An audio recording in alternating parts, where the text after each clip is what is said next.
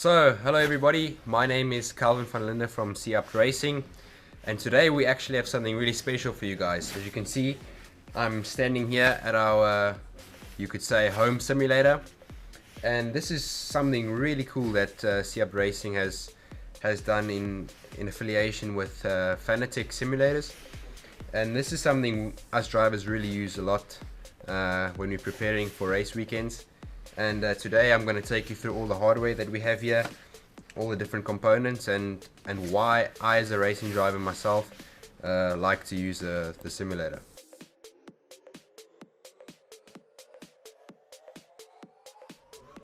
So the first part that I'm going to talk about today is the wheel itself, and this wheel by Fanatec, they call it the Club Sport V2 wheel. This is really cool because the universal hub that you can see on the back of the steering wheel, it just comes as a hub, and you can mount any wheel of your choice onto it. And as we've done here, we've mounted our original Audi R8 steering wheel onto it. And this is cool because it adds a very realistic feature and experience to the simulator experience. Going into the actual settings of the steering wheel, we have a lot of cool options which we can use to personalize our experience. Our sim here, for example, has all of its own different settings, and if we look here on the head-up display, we have a variety of different things that we can adjust in order to make the driving experience more personalized. And then in general, the steering wheel, if you look at it as a whole, the hardware itself is very well built. You can see it's very, very firm, and definitely the money that you spent on the wheel will give you a lot of duration on the wheel, which you can use for several years, in my opinion.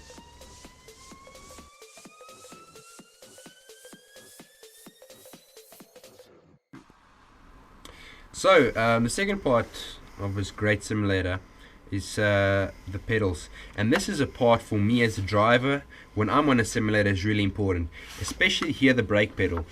As a driver, we're very dependent on good feeling on the brake pedal, and with the Fanatec hardware, it's based on pressure, and most other pedals like the Logitech hardware, for example, you'd have to apply the brake with instead of feeling, you need to apply the brake on distance.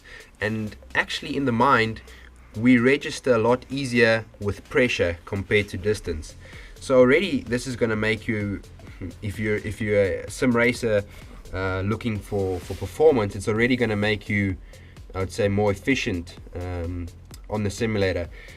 But for racing drivers like myself, we look at the realism of it, and for sure the pedals here are very, very realistic. Here also on the brake, you have various settings to adjust the severity and the strength of the pedal. Here at C.Abt Racing, we always go to the maximum setting. And then again, you can see by just looking at the pedals, a very high quality build, and you're gonna get several years out of these pedals if you really look after them. And yeah, very high quality, and my favorite part of the simulator.